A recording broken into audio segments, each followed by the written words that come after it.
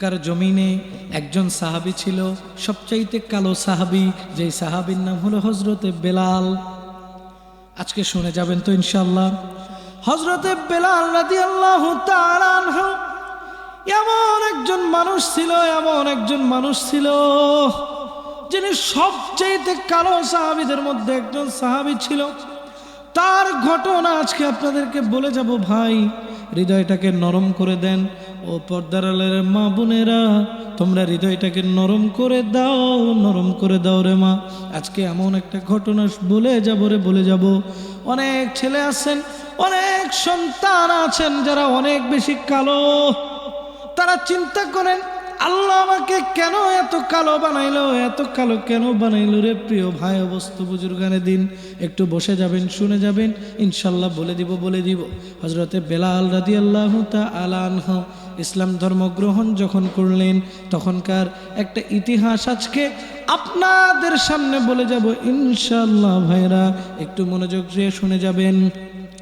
মক্কা নগরীতে সবচাইতে খারাপ লোক ছিল উমাইয়া।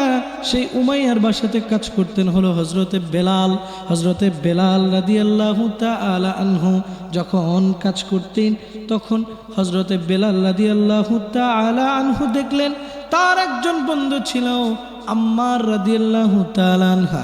আম্মারকে দেখলেন ঠোঁটে কি যেন একটা পরে। হযরত বেলাল বললেন, কি ব্যাপার বন্ধু, হঠাৎ করে তোমার মুখে দেখি এত সুন্দর হাসি। তুমি সারা দিন কাজ করো, সারা বেলা কাজ করো, কিন্তু তোমার কোনো পিছুটান নেই, তোমার কোনো হতাশা নেই, তোমার কোনো দুঃখ নেই। এটা কেন একটু বলে দাও বন্ধু, দয়া করে বলো, এটা কি কারণ? সুন্দর করে হযরতে আম্মার রাদিয়াল্লাহু তাআলা আনহু বললেন, হে বেলাল, শোনো। হযরতে আম্মার রাদিয়াল্লাহু তাআলা আনহু তেলাওয়াত শুরু করলেন, ইকরা বিসমি রাব্বিকাল্লাযী খালাক, খালাকাল ইনসানা মা আলাক। হযরতে আম্মার রাদিয়াল্লাহু তাআলা আনহার এই তেলাওয়াতটি শুনে হযরতে বেলালের হৃদয় শান্ত হয়ে গেল, শীতল হয়ে গেল। হযরত বেলাল বললেন, বন্ধু থামলে কেন? আর একটু তেলাওয়াত করো। মক্কা নগরীর সকল মানুষ আরবিতে কথা বলতেন, আরবি ল্যাঙ্গুয়েজ ছিল তাদের, তারা আরবিতে কথা বলতেন। হযরত বেলাল রাদিয়াল্লাহু তাআলা আনহু বুঝে গেলেন যে এটা তো কোনো সাধারণ মানুষের ভাষা নয়, এটা তো কোনো সাধারণ মানুষের বাক্য নয়, এটা অবশ্যই এমন কারো বাক্য যার বাক্যের মধ্যে এত সাজানো গোছানো আছে। সেই বাক্যটি কার? হযরতে বেলাল বললেন, হে আম্মার, আমার বন্ধু, তুমি শিখিয়ে দাও, আমাকে একটু শিখিয়ে দাও গো আয়াতগুলো। হযরতে বেলাল অস্থির হয়ে পড়লেন। হযরতে বেলাল কিছুটা ক্ষুব্ধ হলেন, কিছুটা অশালীন পরিবেশ হয়ে গেল। হযরতে বেলাল কিছুটা ঘামতে শুরু করলেন। হযরতে বেলাল কিছুটা উদ্বিগ্ন হয়ে গেলেন। হযরতে আম্মারকে বললেন, হে আম্মার, তুমি আমাকে শিখায়া দাও। এই তো সাধারণ কোনো জনগণের আওয়াজ এটি নয়, সাধারণ কোনো মানুষের মুখের বাণী এটি নয়, তুমি আমাকে শিখায়া দাও। হযরতে আম্মার তখন হযরত বেলাল রাদিয়াল্লাহু তাআলা আনহুকে বললেন, হে বেলাল, শোনো, এটি কোনো মানুষের কথা নয়, এটি এমন একটি ব্যক্তির কথা, স্বয়ং আরশে আজিম থেকে আল্লাহ পাক রব্বুল আলামিন এই কথাগুলোকে প্রেরণ করেন এবং সৃষ্টিকর্তা প্রেরণ করেন তার হাবিবের উপর। তার নাম হচ্ছে আল আমিন। আমরা সকলেই জানি নবী আকরাম সাল্লাল্লাহু আলাইহি ওয়াসাল্লাম নবুয়তের আগে মক্কা নগরীর সবাই তাকে আল আমিন নামে চিনত। আলামিন শব্দের অর্থ হলো বিশ্বাসী। আমার নবীকে ইহুদি নাসারা বৌদ্ধরা এত বিশ্বাস করতেন। প্রিয় ভাই, দোস্ত বুজুর্গানে দিন, মনোযোগ দিয়ে শুনবেন, দিলের কান লাগায় শুনবেন ভাই। আমি কিছু কথা বলি, ছোট মানুষ, শুনে যাবেন। নবীজির মুজিজা, হযরত বিলালের মুজিজা, জীবনে অনেক শুনেছেন ভাই। পায়ে হাত দিয়ে বলি, একটু মনোযোগ দিয়ে শোনেন প্রিয় ভাই। আশা করি এভাবে আপনাকে কেউ কখনো বলে নাই। আমার নবী এমন একজন মানুষ ছিলেন, আমার নবী ছিলেন রাহমাতাল লিল আলামিন, আমার নবী ছিলেন রাহমাতাল লিল আলামিন, আমার নবী ছিলেন কুদরতের নবী ভাই। আমার নবীর সাহাবীরা ইসলাম ধর্মকে প্রতিষ্ঠিত করার জন্য যেই পরিমাণ কষ্ট করেছেন, যেই পরিমাণ মার খেয়েছেন, আমার নবী যেই পরিমাণ মার খেয়েছেন, আঘাত সহ্য করেছেন। আমার নবী তায়েফের ময়দানে দন্দন মোবারক শহীদ করেছেন ইসলামের জন্য। সেই ইসলাম পাইলাম। আমাদের ইসলামটা হইল, বাবাই ছিল মুসলমান, দাদাই ছিল মুসলমান। আমরা এই জন্য বুঝি না, নামাজ না পড়লেও চলে।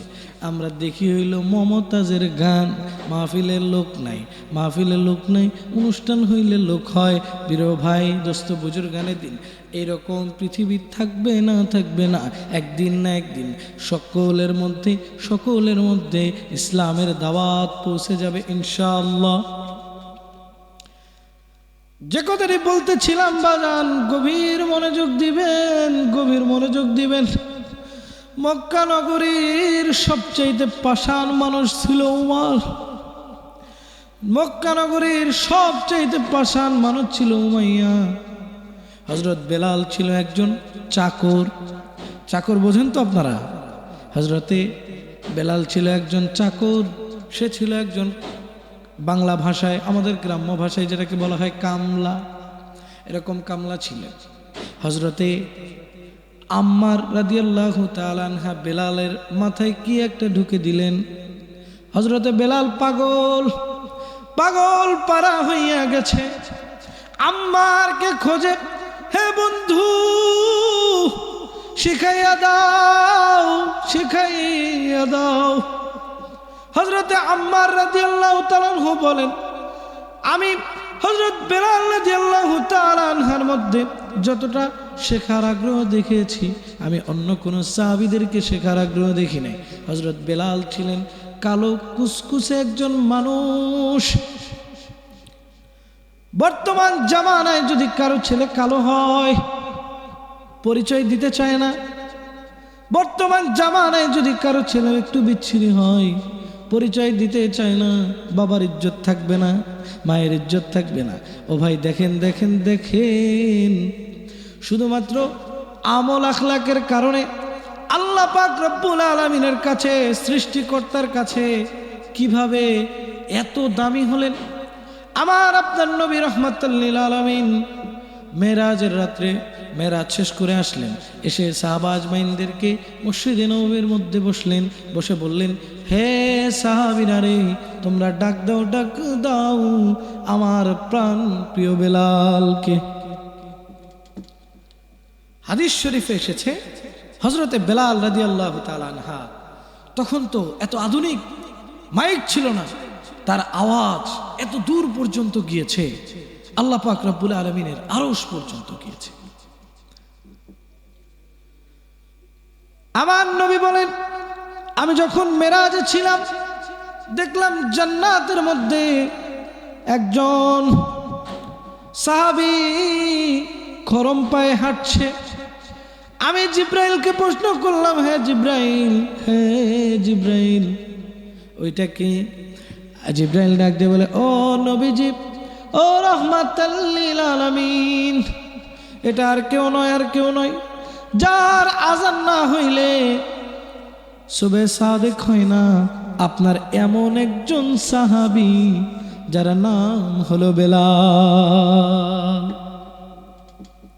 হযরতে বেলাল এরকম একজন গুণী মানুষ ছিলেন, যার সৌন্দর্যের তারুণ্যতা ছিল না, কিন্তু আল্লাহ পাক রব্বুল আলামিনের কাছে এতটাই দামি এবং প্রিয় ছিলেন, এতটা প্রিয় ছিলেন।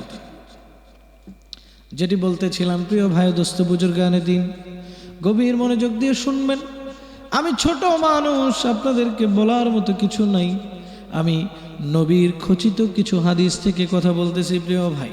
দেখেন দেখেন দেখেন, হযরতে আম্মার রাদিয়াল্লাহু তাআলা আনহা কি শিখাইয়া দিলেন বেলালকে। হযরতে বেলাল চলে গেলেন মক্কা নগরীতে আব্দুল্লাহর ছেলে আলামিন অর্থাৎ রাহমাতাল লিল আলামিন মুহাম্মদুর রাসূলুল্লাহ সাল্লাল্লাহু আলাইহি ওয়াসাল্লামের কাছে, আমার নবীর কাছে গেলেন। গিয়ে বললেন, হে নবী, আর দেরি নয়, আর দেরি নয়। আমার নবীর মায়ের চেহারা দেখা, আমার নবীর সুন্দর সাবলীল ব্যবহার দেখা, আমার নবীর জীবন লাইফ স্টোরি দেখা আর দেরি করেন নাই, দেরি করেন নাই, এক মুহূর্ত দেরি করেন নাই। হযরত বেলাল গোপনে গোপনে পড়ে নিলেন, লা ইলাহা ইল্লাল্লাহু মুহাম্মাদুর রাসূলুল্লাহ সাল্লাল্লাহু আলাইহি ওয়াসাল্লাম। হযরত বেলাল ইসলাম ধর্ম গ্রহণ করলেন। উমাইয়ার বাসায় কাজ করতে আসলেন। উমাইয়ার বাসায় যখন কাজ করে, লক্ষ্য করে হযরতে বেলাল বিভিন্ন কাজ করে আর মনে মনে কি যেন একটা গুনগুন গুনগুন গুনগুন করে পড়ে, মনে মনে কি যেন একটা গুনগুন করে পড়ে। হযরতে বেলালের মুখে এত সুন্দর হাসি, এত সুন্দর হাসি। দেখেন না দেখেন না ভাই, জান্নাতের শান্তিটা অনুভব হইতে শুরু হয়ে গেছে, জান্নাতের শান্তি অনুভব হইতে শুরু হয়ে গেছে। হযরতে বেলাল পাগল পারা হয়ে গেছে, পাগল পারা হয়ে গেছে। এত এত কি পরে কি পরে। হযরতে আম্মার রাদিয়াল্লাহু তাআলা আনহু বলেন, হযরতে বেলাল যেই দিন ইসলাম ধর্ম গ্রহণ করলেন সেই দিন থেকে শুরু করে এত ইবাদত করেছেন, এত ইবাদত করেছেন, আল্লাহর কাছে এত পছন্দনীয় ইবাদত করেছেন। তার নামের পাশে যুক্ত হলো হযরতে বেলাল রাদিয়াল্লাহু তাআলা আনহুর নামের পাশে যুক্ত হলো হাবাসি। হাবাসি শব্দের অর্থ হলো কালো। নবী বলেন, হে সাহাবী, তোমরা অনেক সাহাবী আমার আছো, কিন্তু আমার পছন্দের সাহাবীদের মধ্যে হযরতে বেলাল একজন গুরুত্বপূর্ণ সাহাবী।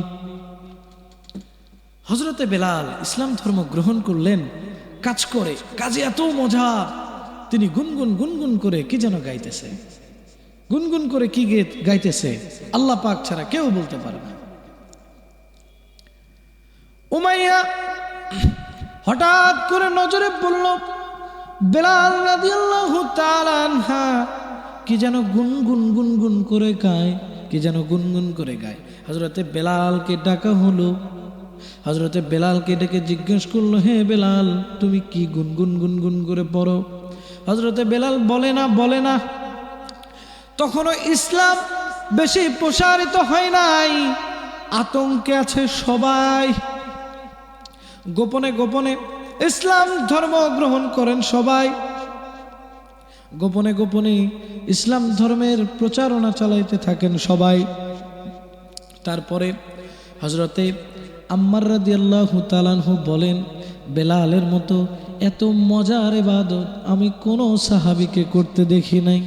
হযরতে বেলাল উমাইয়ার কাছে ধরা খেয়ে গেলেন। তিনি মনে মনে পড়েন, লা ইলাহা ইল্লাল্লাহু মুহাম্মাদুর রাসূলুল্লাহ।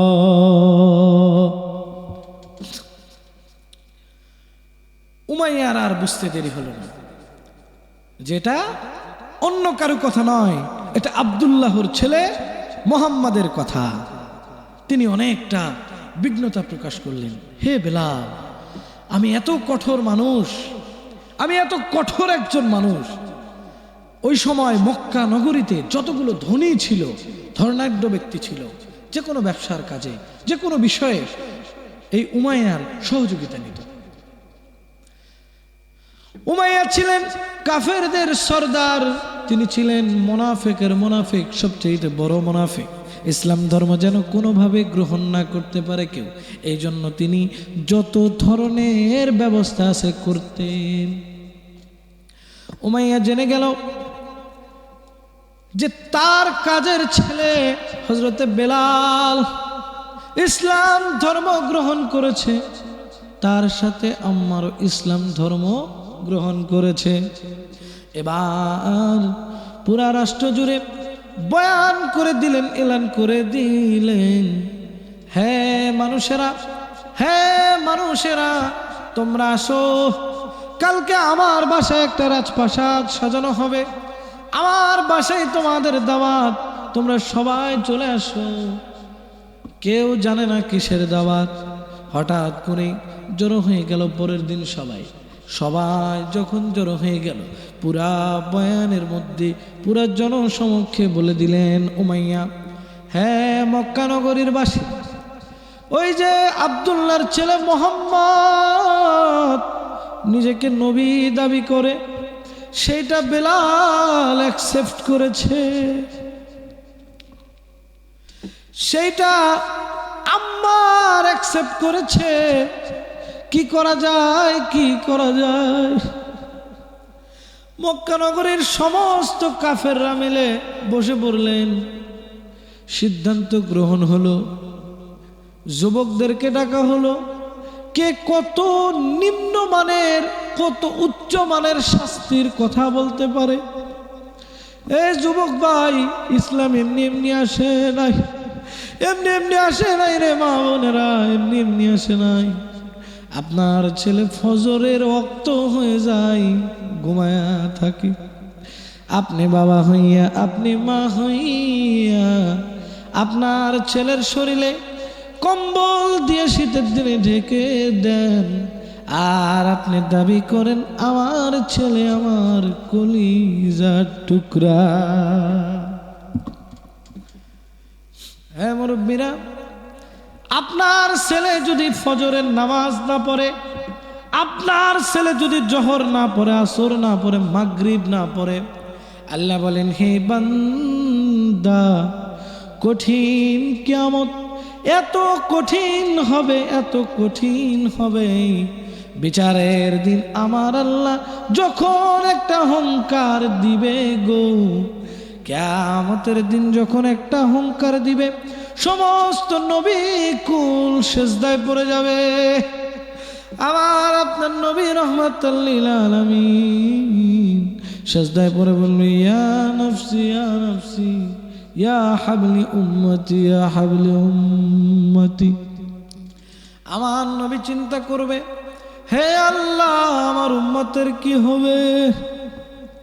হ্যাঁ মুরব্বী বাবারা, আপনার ছেলে ফজর পড়লো না, জোহরও পড়লো না, যখন কবরে চলে যাবে, কিয়ামতে যখন হিসাব শুরু হয়ে যাবে, তখন আপনার ছেলে বলবে, হে মালিক, হে মাবুদ, আমাকে নামাজের জন্য কোনো তাগিদ দেওয়া হয় নাই, আমাকে নামাজের জন্য কোনো ধরনের প্রেশার দেওয়া হয় নাই, আমি কানে হেডফোন লাগাইয়া রাতভর গান শুনেছি, আমার পরিবার থেকে কোনো ধরনের বাধাগ্রস্ত আমাকে করা হয় নাই, আমি জাহান্নামে যাব, তবে তার আগে আমার বাবার সাথে কিছু বোঝাপড়া আছে।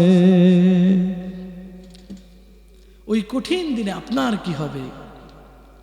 আপনার জন্য আপনার ছেলে জাহান্নামে, আর আপনি জান্নাতে কিভাবে যাবেন? প্রিয় ভাই, দোস্ত বুজুর্গানে দিন, দেখেন, এই জন্য আপনার ছেলেকে, আপনার মেয়েকে আপনি যতটা ভালোবাসেন, সেটা ইসলামিক বিধান অনুসরণ করে বাসেন। ফজরের সময় জাগিয়ে দেন তাদেরকে, নামাজ পড়ান, আপনি নিজে নামাজ পড়েন, ঠিক কিনা বলেন? হযরত বেলাল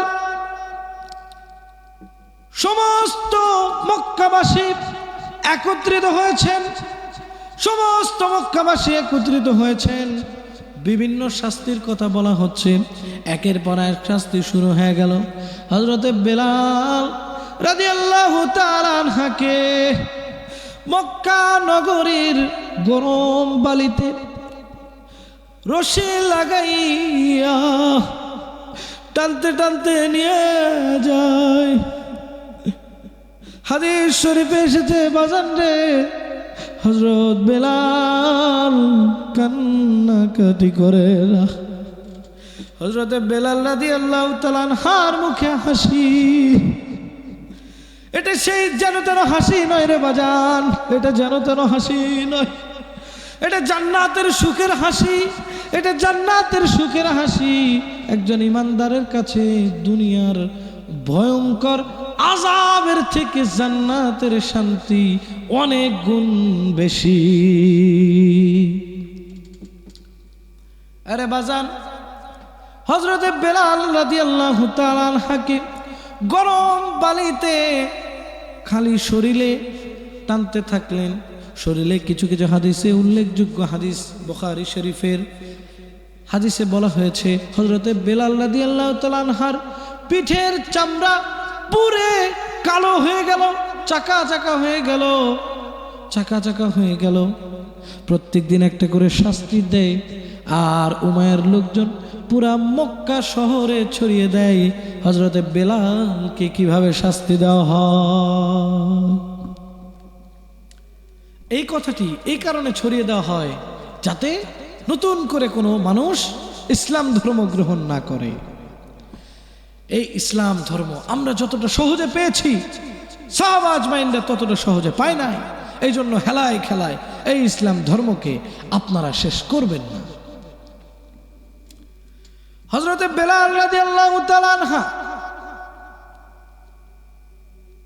শাস্তি পেতে পেতে পেতে পেতে একটা সময় আমার নবীজির মজলিসে গেলেন। আবার নবীকে ডাক দিয়ে বললেন, ও মুহাম্মদ, ও নবীজি, আমার আর সহ্য হয় না নবী, ও নবীজি, আমার আর সহ্য হয় না, আমি কি করব নবী বলে। আমার নবী বলে দিলেন, হে বেলাল, তুমি চিন্তা করিও না, আমার আল্লাহ বেলাল, তুমি দুনিয়াতে যত কষ্টই করো না কেন বেলাল, আমার আল্লাহ তোমাকে মৃত্যুর পরের জিন্দেগিতে এমন একটা জিন্দেগি দান করবে যেই জিন্দেগি পেয়ে তুমি খুশি হয়ে যাওয়া। এই জন্য আমাদেরকে বুঝতে হবে, শিখতে হবে, আমল করতে হবে, আমল আখলাকে জীবন করতে হবে। প্রিয় দোস্ত, ভাই ও বুজুর্গানে দিন, আপনারা হেলায় খেলায় সময় নষ্ট না করে এই কঠোরতম ইসলামটাকে আঁকড়ে ধরার চেষ্টা করেন। আপনার মতো যুবক দাঁড়িয়ে রেখেছে, নামাজ পড়ছে, রিক্সা চালায় নামাজ পড়ে, চাকরি করে নামাজ পড়ে, আপনি কেন পড়বেন? নামাজের ছায়াতলে আসেন, ইসলামের ছায়াতলে আসেন, শান্তির অভাব হবে না ইনশাআল্লাহ।